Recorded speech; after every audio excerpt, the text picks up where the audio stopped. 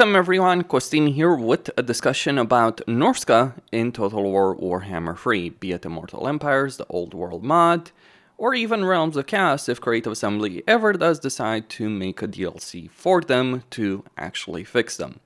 And when I say fixing Norsca, I genuinely mean fixing, in the sense that they don't necessarily need more units, heroes, lords, though they certainly could use all of those, but rather genuine fixes to their campaigns and their campaign dynamic. So let's just take a look over Norsca very quickly, talking about their lords, their heroes, their units, their economy, their overall campaign situation, what works, what doesn't.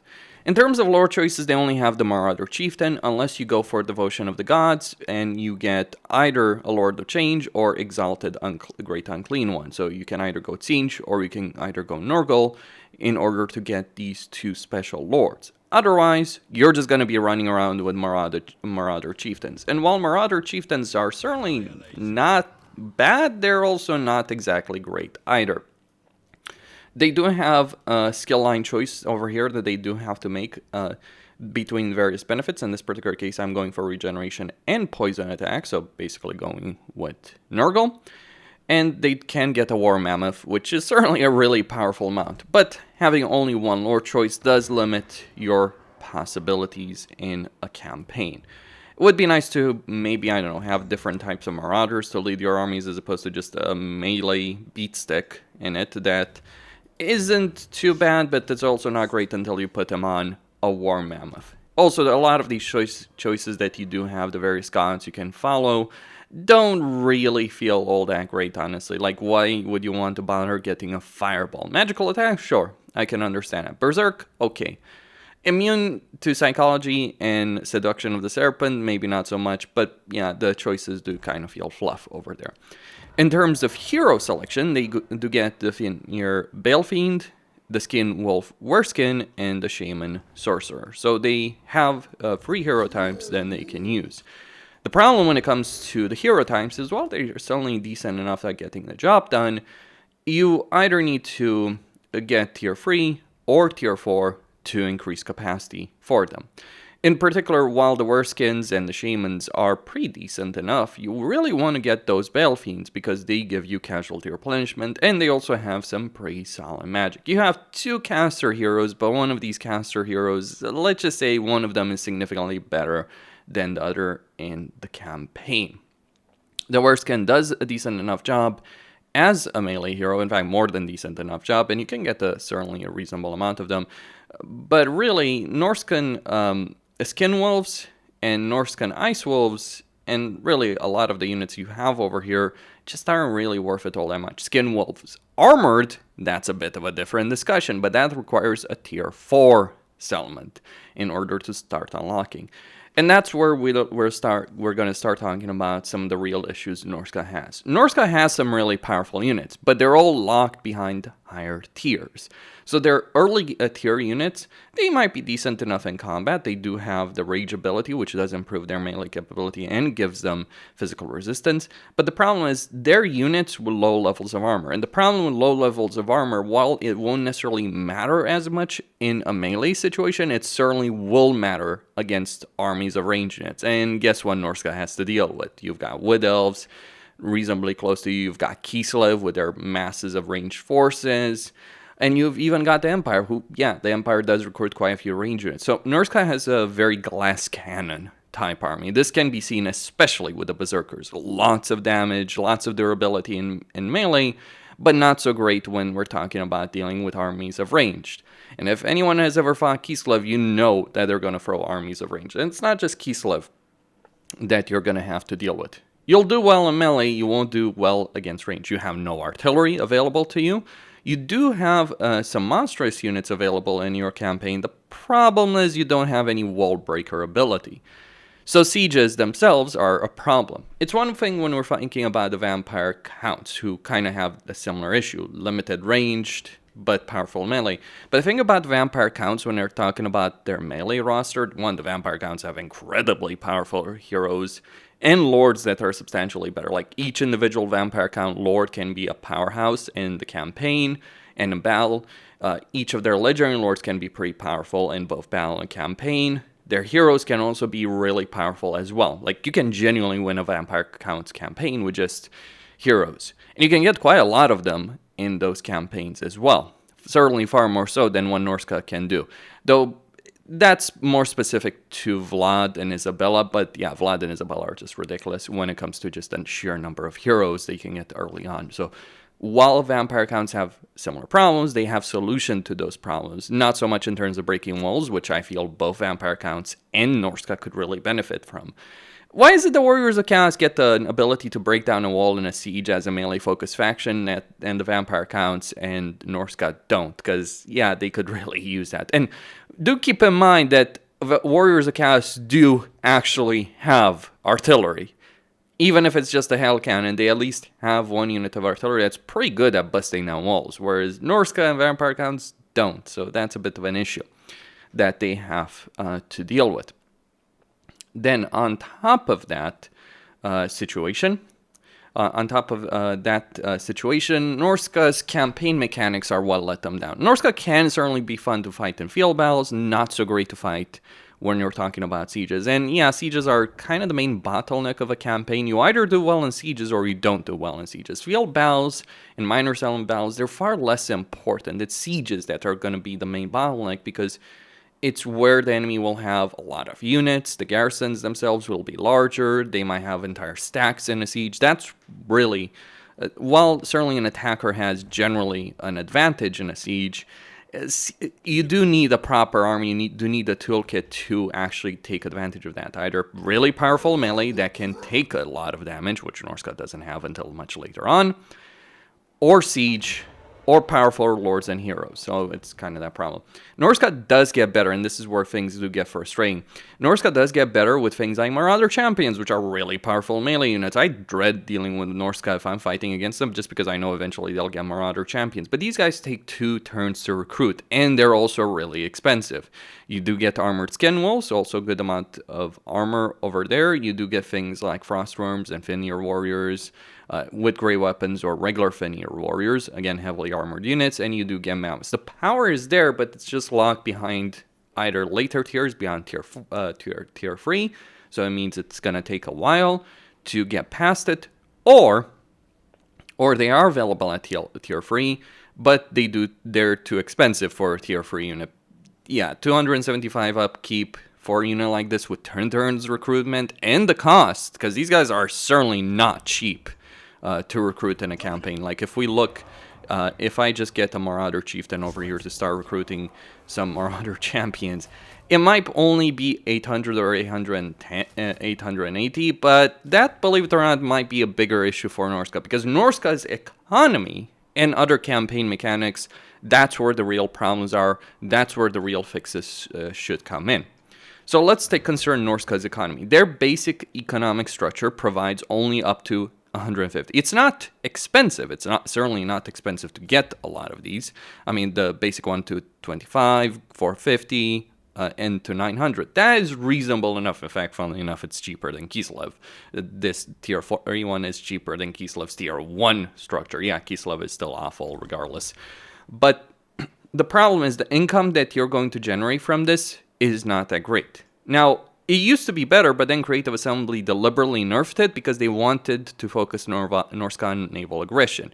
So Norsca's ports can generate a decent amount of money. The problem is Norsca's ports, while certainly the money of those ports is absolutely there in the campaign, especially later on. Early on, it may be a bit of an issue because ports are generally expensive. Like a tier 2 port is 1,800, a tier 3 one is 3,600. You can certainly reduce the construction costs with the Marauders to Builders commandments, but you're going to be stuck in a situation where you do want these ports. They at least give you casualty replenishment, which is certainly very, very welcome to actually have in a Norscan campaign.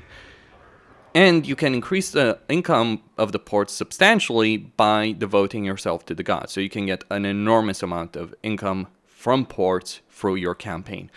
There's a couple of problems with that dynamic in either Immortal Empires or the Old World. See, they may not march an army through a lot of territory to attack you via land, but they will do so via the sea. So if you're playing a Norscan campaign, your port settlements and your settlements in general are not so great in terms of defensive potential. And because you're so exposed on north and south, west, you name it, a lot of factions will try and take advantage of you. The AI is scripted in such a way that if you leave any kind of, if you're in a kind of disadvantage, if you leave any kind of vulnerable settlement, they will likely attack it, especially if they hate you. They'll declare war on you and they will attack it, which does create problems because Norsca is not a defensive-oriented faction, but they have the Norscan territory in Immortal Empires is in such a way that you are going to end up having to defend a vast swath of territory. It also doesn't help that in Immortal Empires, if you're playing either Trog or Wulfric, you're likely going to end up at war with the entirety of Norsca, because Norscans don't like each other. It can eventually work out diplomacy. In fact, in this campaign has worked out very brilliantly. For me, I'll get into the why of that in just a second. It has to do with vassalization, but that's just one of the problems. The other issue has to do with how they want to tackle settlements. So let's go over this. So I have a settlement over here. I can auto-resolve this, okay. Now, Norsca does earn a decent amount of income through sacking and looting settlements. Of course, you're going to lose movement points, and as a naval faction, by the way, having to sail, attack a port settlement, and then sack it means you're losing all your movement points and you find yourself deep in enemy territory. That's one of the problems. You can wait a turn to lay siege to a settlement and then have your movement points so you can set yourself in a camp stand, sack it, or sack it and then occupy it and on that second turn, but that's an issue. The other issue for Norsca is that Norsca has is that the Allegiance of the Gods systems is not a great system to deal with in your campaign. Because in order to gain greater Allegiance of the Gods, you need to raise a settlement. If you're raising a settlement, you can't sack it. Yes, you can sack it one turn, raise it the next, get this.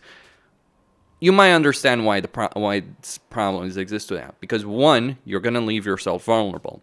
Like when you sack a settlement, maybe you have enough movement point for encamp stance, but when you raise a settlement, you're wasting all of your movement points. So if I raise this settlement over here for the Serpent,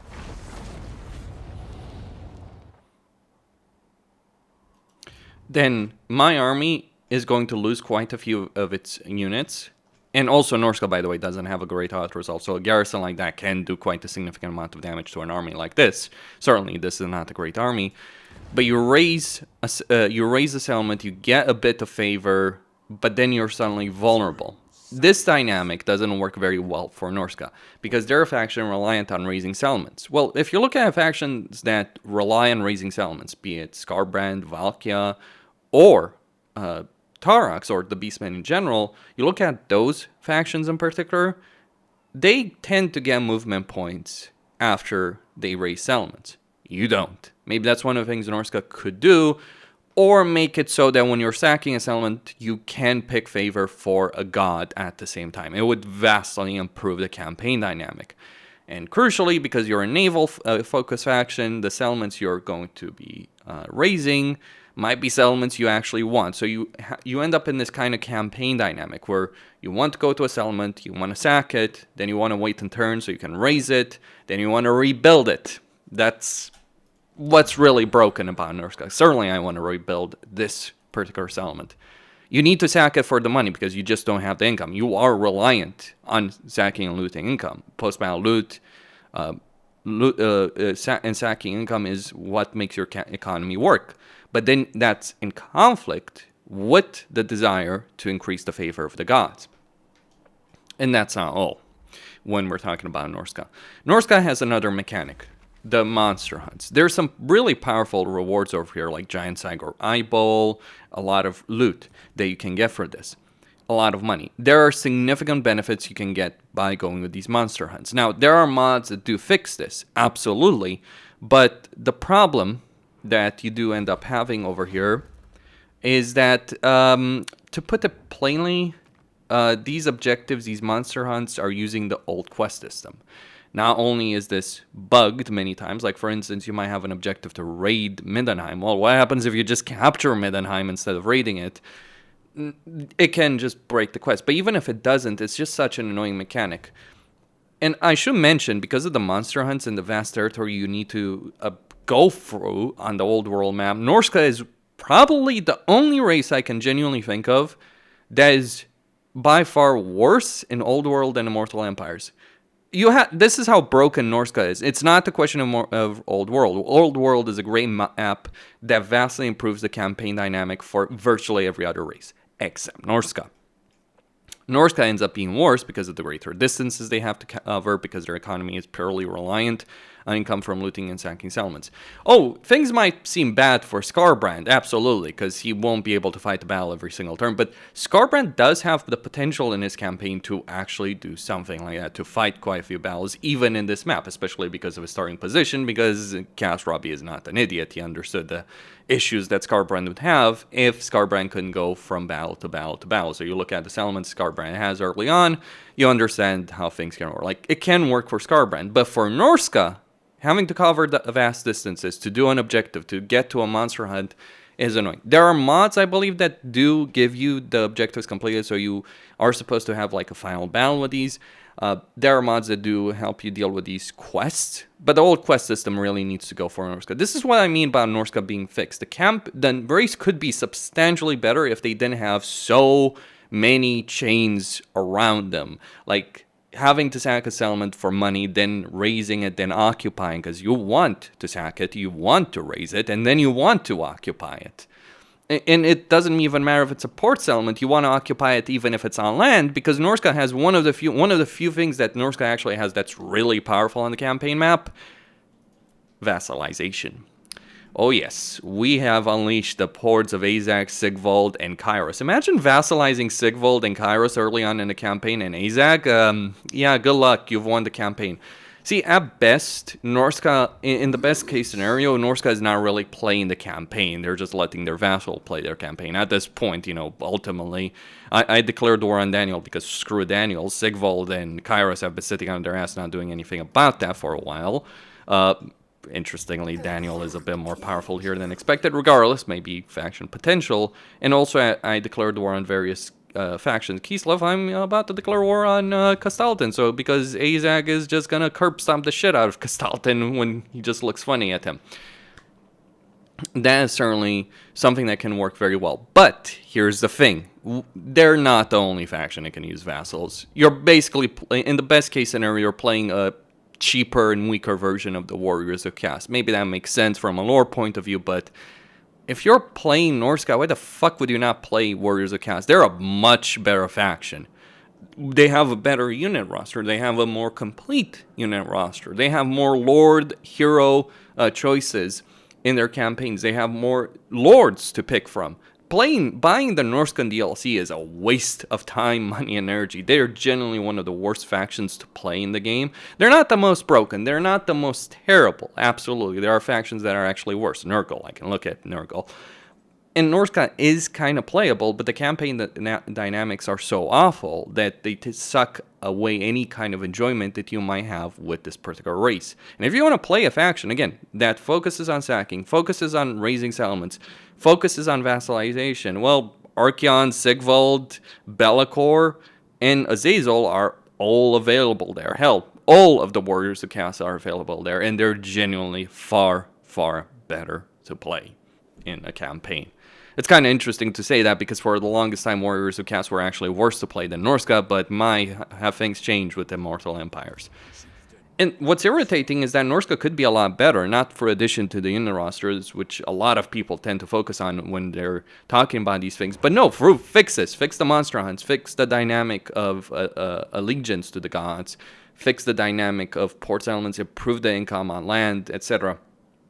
That would make Norsca significantly better without having to fundamentally change the race. Even if this structure was giving you double the income, you'd still want port settlements. You'd still want to sack settlements, but they would just give you more of a buffer and make things less frustrating and slow.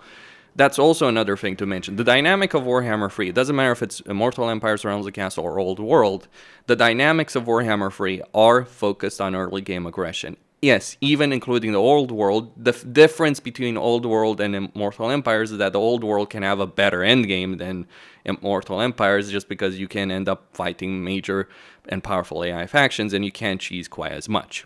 That's why Old World is great.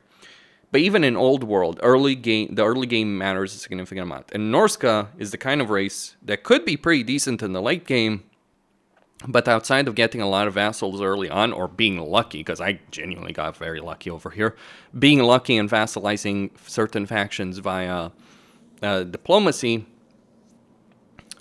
your early game is going to be pretty terrible. And honestly, relying on vassals to give you a good early game, it's not the most interesting dynamic. How did I vassalize all these factions, you might ask? Well, simple. There was a Norscan faction that they were at war with. Sigvald and Kairos in particular were at war with. What I ended up doing here, I confederated them because they were going to get wiped out. They were willing to accept confederation. I confederated them, sold their territory to these three factions, specifically Sigvald, the clan Mange, and Kairos, and got them as vassals. As for Azag, well, there's a Norscan faction in the river here. Wiped them out, took their territory, sold it to Azag, got vassalization with him. Plain and simple. Abusing the vassal mechanic is... Like, initially, it was... Like, my perspective on vassals is like, yes, it's a substantially better system than what we have ever had before, but it's still janky as hell when we're talking about it. But eventually, like, sure, I'll build up enough allegiance with them to just like, oh, can I have an actual army from, say, Kairos or an army from Sigvald? Yes, I could eventually reach that particular point in my campaign, even, or get an army of Skaven slaves, for instance, from Clan Mange over there. Regardless, it's a faction that has issues. It's a race that has issues. It could use more diversity. I'm not going to deny that, but it could. Far above everything else, it could genuinely use fixes on the campaign side of things. And if you fix them on this campaign side of things, we could enjoy their battles, because their army is actually quite a good amount of fun to use. Costin signing out.